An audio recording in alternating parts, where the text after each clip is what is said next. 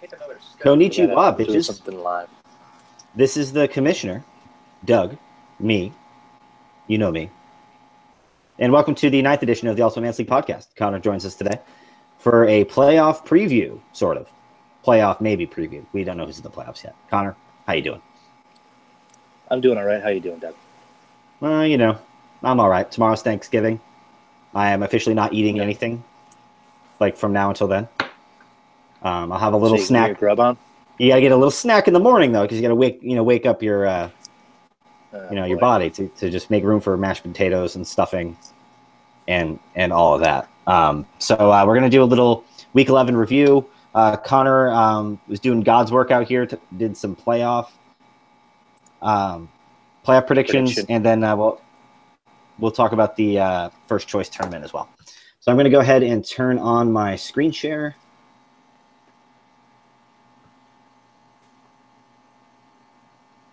And then, we good, Connor?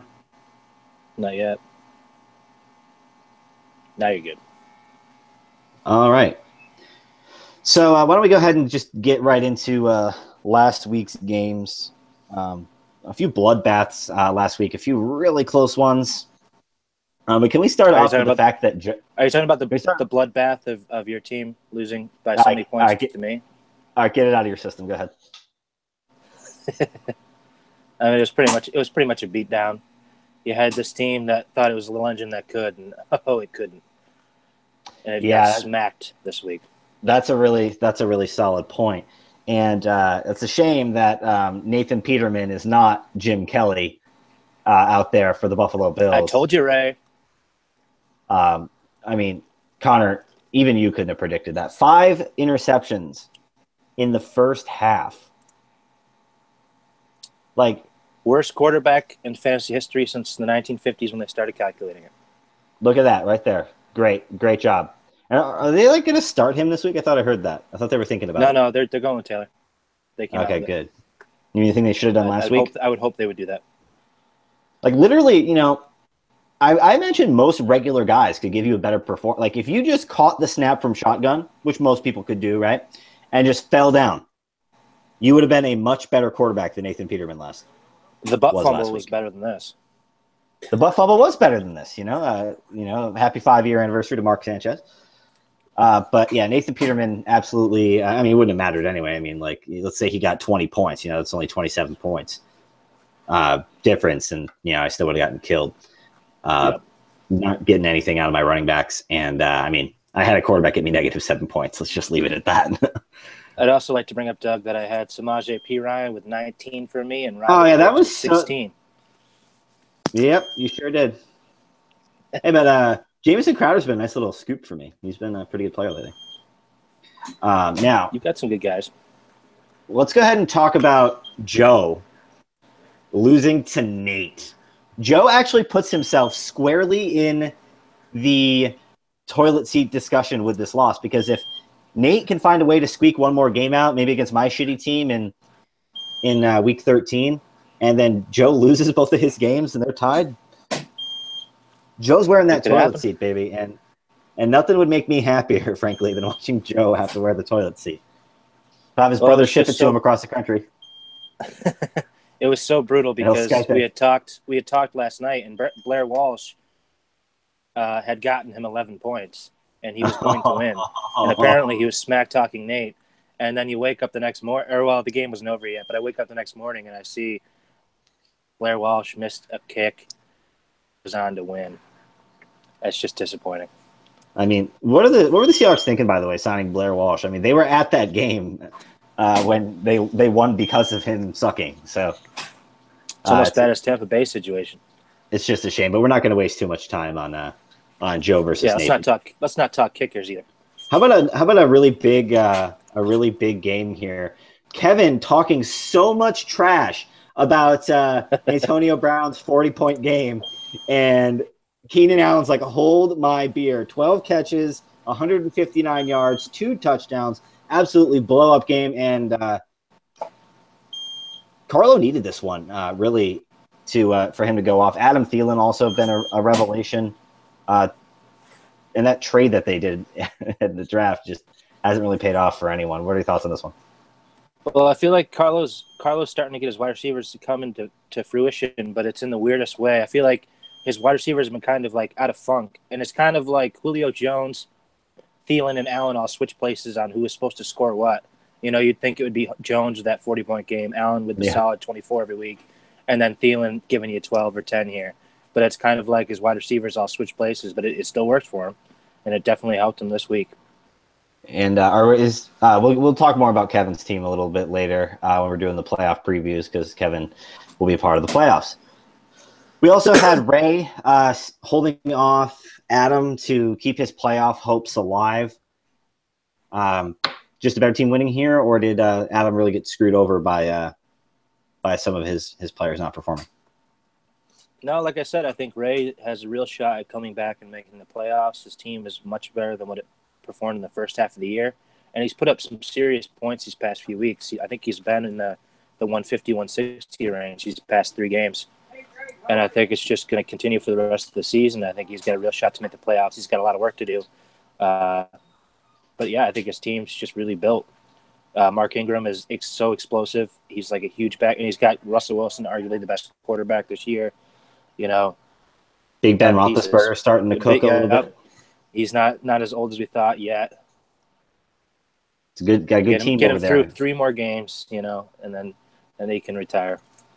And the only other game of any consequence was the 6-4 Penguins vanquishing the 5-5 Rampage and pretty much ending the Rampage's season. Tim's team, pretty hit or miss on, in terms of how good they are. Is this a team that we can see go into the playoffs potentially? Or actually, we'll talk about that later. What was really cooking for Tim here to have him pull this one off against the Old Man, or did the Old Man's team just not show up? I think his team just didn't show up. I think the Bills pretty much benched Doug Senior in this one and really screwed him over. He had to start Deshaun Kaiser. He should have started Tyrod anyway. Yeah. If he knew how bad it was going to be. Joe Mixon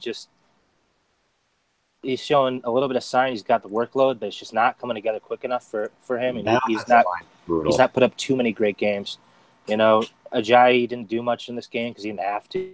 He just got a lot of bad schedule, I think. And he had to start Rod Smith, and he got him 1.1. I mean, you look at the quarterback and OP spot, that's where he lost. He only got 6 points out of it. I think that was a huge hit. I think Tim was good in putting up consistent points. It's just it wasn't anything too impressive. I think he just spread out his points throughout his roster and kind of had to come together. Leonard Fournette's been kind of disappointing lately. It makes me worried about it. But, Larry Fitzgerald's been saving his year, I think.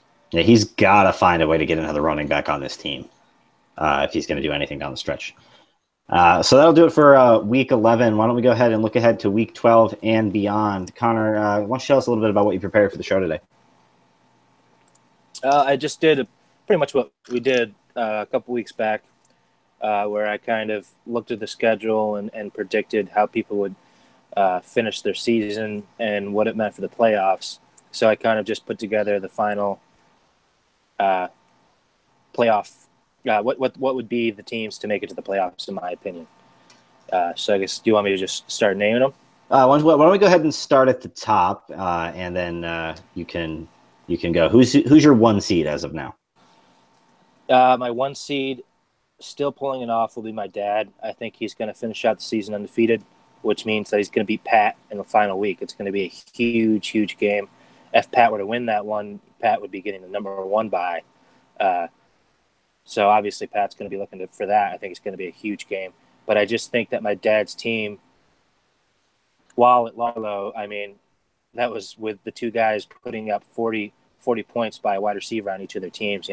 I think that he's not going to have to face that kind of opposition in these final 2 weeks, whether there's people with that good of a team or not, as in Pat's team. I just don't see that happening again. So I think he's still going to be able to pull it out. I think he's by far the highest scorer by a long shot, and I think he'll do the job and go 2-0 to end the season. Awesome. And I'm assuming, by the way you're talking, that you have Pat as your number 2 seed? He will still be my number 2 seed. It will be. I think he'll crush the Murder Muppets this week, and then lose valiantly to my dad in the last week. but it'll still be enough for him to get that second seed because he had beaten Carlo earlier in the season. Yeah. Who you got at that number 3 seed, Connor? I think Carlo's team is really starting to impress after all. I think his running backs still scare me. I'm not so sure if he's going to put up points that way, but his wide receivers are sure doing it for him. And he's got great tight ends, and his quarterbacks are working enough that I think he's going to end up finishing the season. I mean, he's got Joe this week, which is a great matchup for him. I think he's going to easily win that one. And I just see him coming in at 3 spot, wishing he had beaten Pat weeks before, because I think that might be what it comes down to. Yeah, that's a really good point. And this is, I think, your criticisms of Carlo's roster here are pretty apt. This is a team that should have made a move at the trade deadline. The fact that Carlo didn't try to add a quarterback or add another running back, trade something. He's got like a million wide receivers he could have traded away for next year to get something on this team. And I think it was actually a big mistake not doing something. There are bad teams with good quarterbacks that could have helped him out. And Case Keenum's been a nice story this year, but he's still only QB 20. By 2 weeks from now, if he has just one bad game, they're ready to throw Bridgewater in there. They're looking for an excuse to put Teddy in there. And that's just the thing. He's had a good season out of Austin Hooper. Zach Ertz has been great. Like, his wide receivers are the best in the league, I would probably say. Mm-hmm. But he doesn't have much at running back behind LaShawn McCoy, and those quarterbacks scare me. I agree that this team's going to the playoffs. I'd worry when I get there, because all it would take is you look at having an implosion for him to be knocked out. You have Isaiah Crowell, who's put up a couple good games to save him these past couple weeks, but he's still on the whole of the year, he's not been that good. You have Theoretic, who's a backup on a team that doesn't really understand how to run the ball to begin with, and then C.J. Anderson, he should have started in this week, but who would have known that? But the problem is, I don't think C.J. Anderson's going to be getting too much the same workload anymore, because I think they're really high on Booker. So now you've just lost another running back to the fodder. What are you going to play now? Are you going to put in J.D. McKissick? Like, who's going to be in there during the playoffs for you at this point? Who's left on the waiver wire? You could have picked up Samaje Perine, maybe. Some last-minute running back that could have saved your team, but he needs to find it on the waiver wire. I just don't see anybody there. And this is a guy that needs to add Teddy Bridgewater, by the way. He can't afford to lose one of these quarterbacks outright. I don't know if Teddy Bridgewater's on waivers or not, but if he is, drop James Conner. Like, you don't need to play keep away with Kevin's handcuff any longer. You've been doing it all season. The opportunity cost of that roster spot has been absolutely astronomical. So, but still, the team's been cooking the last few weeks. Don't want to harp on it too much. Who's your 4 seed there, Connor? I put the 4 seed to be myself. I've got Steve this week and Adam to close the year. And I think as long as I can get those two, honestly, it's also very, because if I were to have 1 or 2 losses, I could easily be booted entirely because of Ray and AJ's tiebreaker over me. But if I can get my 2 wins, go to 9-4, I'll make that 4 spot, and it'll be a done deal. And I think I'm going to be able to do that. Awesome. What about your 5 seed? Or 6 seed, or 5 and 6?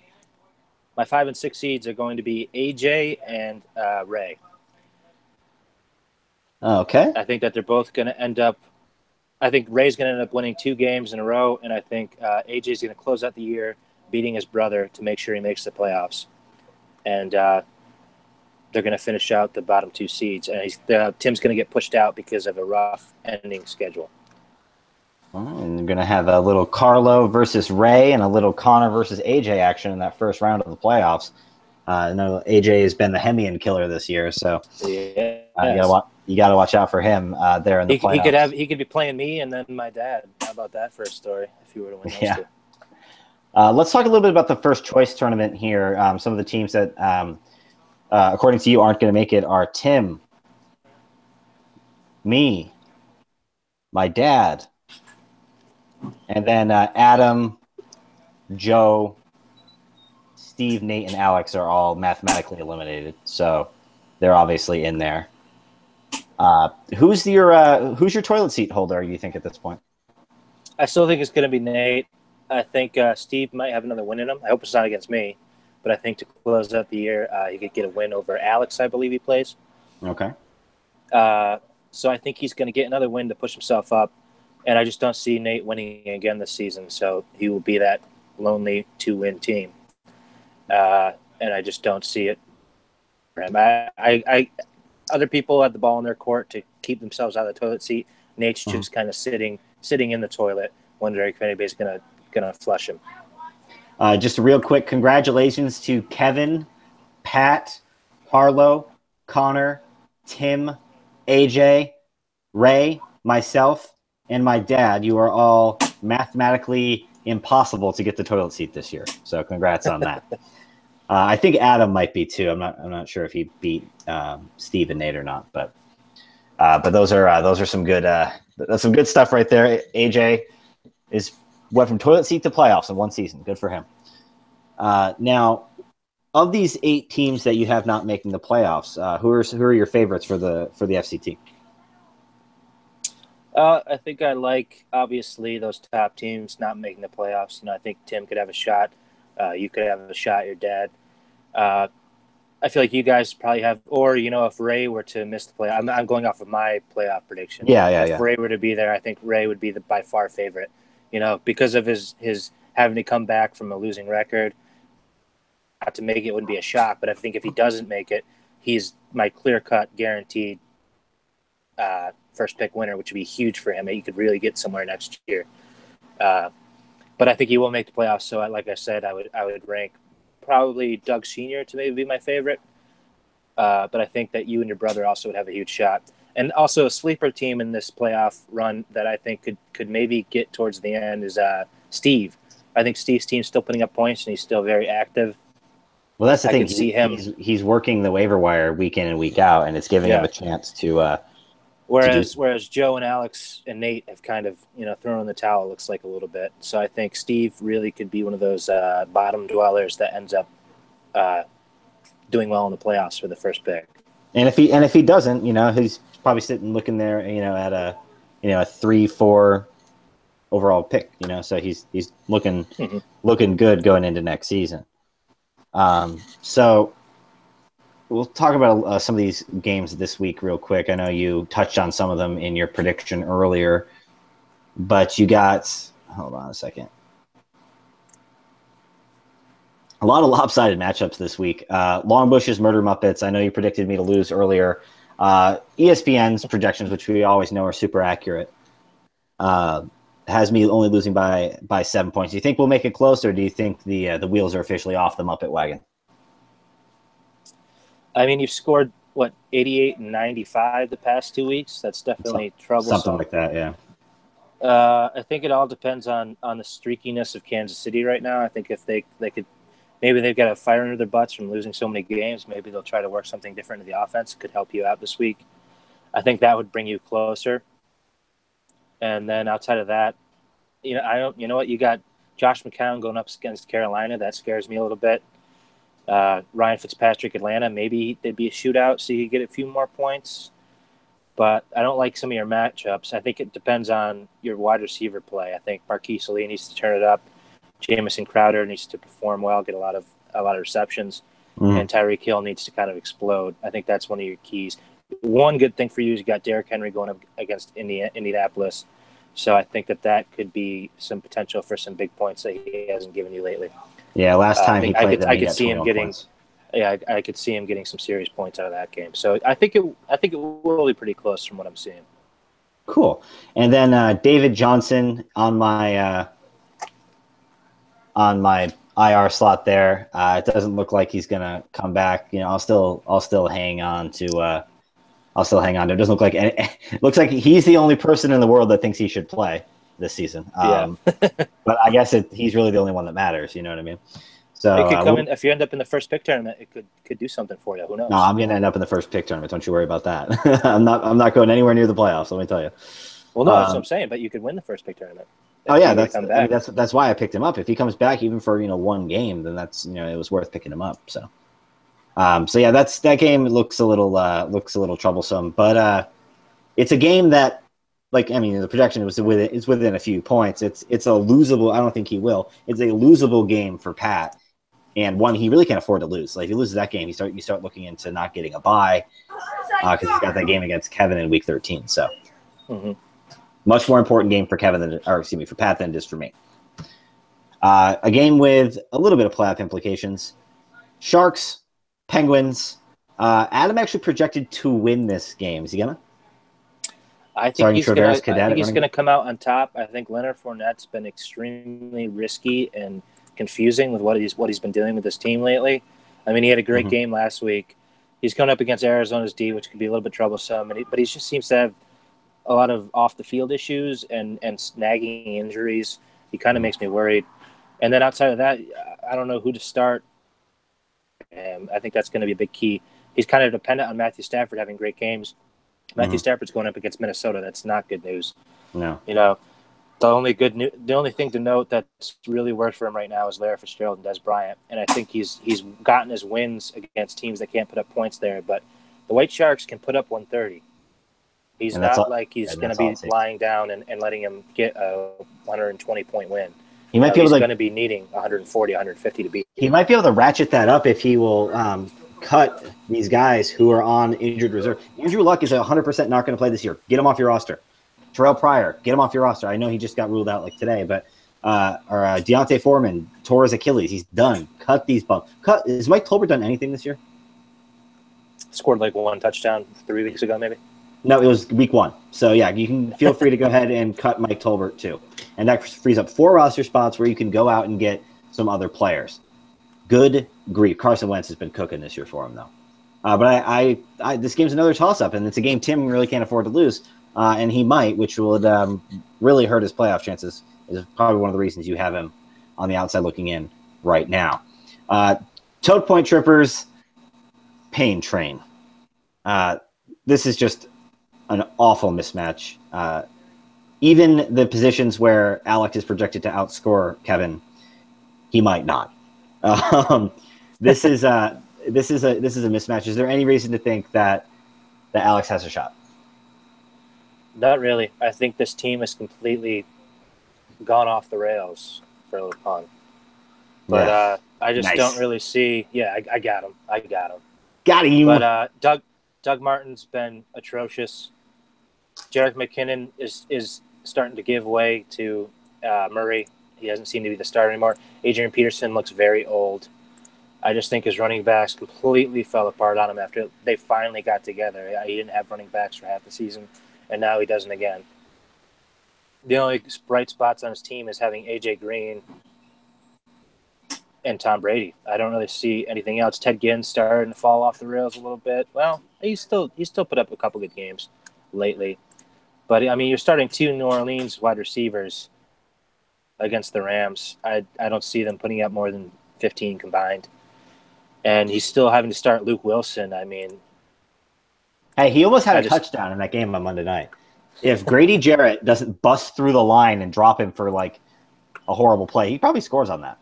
Yeah, there's no one over there. That was such a bad play. That was such a bad play. Why did you do it? I just instead of kicking of course you got Blair Walsh, so nothing's guaranteed. But instead of kicking a chip shot field goal, let's let our backup tight end run an end around on a fake field goal. What are we doing?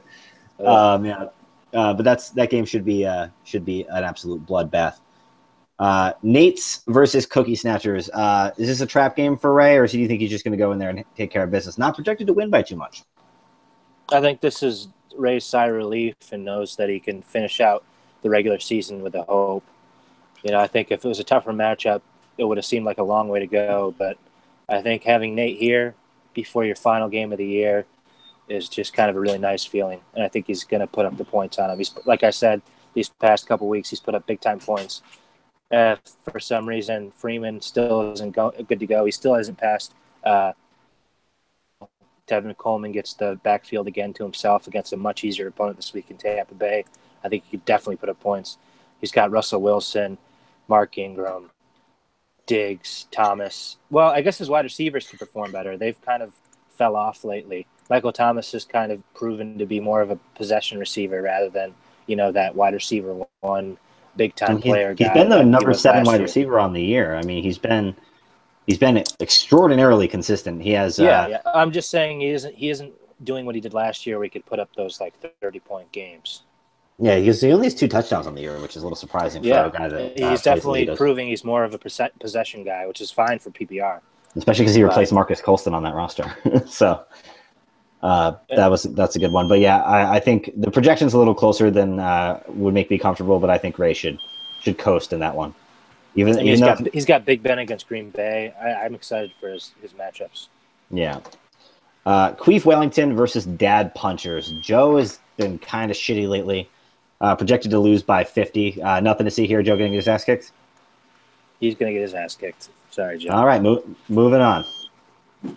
Man Bear Pig versus Rampage. This is a game with huge playoff implications. This is our game of the week because there's no good games because it's all mismatches. AJ projected to lose only by 9 points here. Is he going to end the old man season, or is the old man going to kick around for one more week? Well, I think we're looking at a stat line where Doug Senior hasn't set his roster to where Rod Smith's going to go out as OP, and he's going to put back in Tyrod Taylor and change things for him.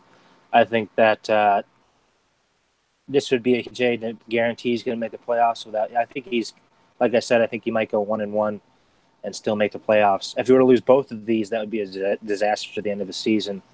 But I think this is honestly, even though it's important for AJ, it's 3 times more important for Doug Senior, because after that disaster last week where he lost to Tim, making the playoffs anymore, I mean, he's pretty much got to rely on other people doing things wrong as well as just what he does right. But he can always do right and hope he can still make it. And I think this win would definitely set him on that track. Yeah, if I was going to be a playoff team, and I'm obviously not, this is not, my dad's team is not a team I'd like to see in the playoffs. Yes. Definitely not. Suck my Ditka, Fozzie fullbacks. Steve projected to lose this one by 35. Steve obviously is just playing for next year. Made a lot of really nice trades to try to build a team for next year. Is he going to feel those decisions in this one? Honestly, Steve's team does scare me a little bit. Being the one that's playing him right now, I'll say why? I don't think it's because he's still putting up like 130. I want to see the guys who put up like 90 points or like 112 consistently. Those are the kind of opponents I want to play if I know I need to win 2 games to end the season to make the playoffs. But I do think I'll win. My team's been scoring very consistently. I'm the second highest scorer in the league, behind my dad by a mile. But I'm still number 2. I think my team has still been dealing with injuries, but I get Greg Olsen back. I have my running backs are really coming together now. Alfred Morris actually looked good this week. Peter Ryan came out of nowhere now and is going to be the lead back. I've got tons of options at running back. The only problem right now for me is my quarterbacks. I think Derek Carr's not had a good season, and I'm waiting on whether or not I'll even see Jameis Winston. I don't really know the story with what's going on with him legally and physically. And I just lost Robert Woods. I mean, I've got some bad injuries, but I feel like overall my team is still very strong. And Steve did throw a lot away this year. He did pick up some great pieces, though. He's got Deion Lewis, he's got Juju. Like, he's finding these guys that he can plug and play. Shaheen had a touchdown last week, So I don't want to write off. I'm going to blow him out, because he's made some really great moves to end the season, and I think that I'm going to win, but it will be closer than people think. That's projection. I mean, it wouldn't be that hard to imagine. Derek Carr doesn't have that great a game. The Cowboys don't run the ball. Your 2 other receivers don't play that well. Greg Olsen needs a week to get back up to speed, even though it is against the Jets. And then Devonta Freeman, maybe his workload gets a little held back. Like if all those things happen, you could easily pick up an L here. So I'd say maybe the biggest key that was not done on purpose by me from last week. I picked up the Eagles defense last week. The Eagles defense snaps on Chicago. That's going to be a huge divide in points. That could be a deal breaker to who wins this game. Yeah, good point. So that'll do it for the previews for this week. Let me go ahead and shut this off. So, guys, thanks for tuning into the podcast once again. We're going to try to get these out to you a little bit more consistently. This is our 9th episode out of 12 weeks, so it's not like it's the greatest conversion rate. But hey, 3 out of 4 ain't bad, right? Connor, you got any last minute stuff? I hope everybody has a wonderful Thanksgiving. Stuff yourself up with food, and then watch some football, and hope your team wins. Hope the Cowboys can actually the Cowboys beat the don't Chargers. Embarrass themselves. Yeah, that'd be nice. Yeah. Sad stuff. Cowboys playing for their season this week, so if there is one left. Yeah, right. All right, guys. Well, without further ado, this has been the 9th episode of the Ultimate Man's League podcast. Please, please, please let us know if you like this by commenting on it below. And please, will somebody, for the love of God, do the show with me other than Connor? Connor does a great job on the show. Come on. But this is, a league for everybody, not just a league for me and Connor to just do the podcast every week. So without further ado, konnichiwa, bitches. Have a happy Thanksgiving.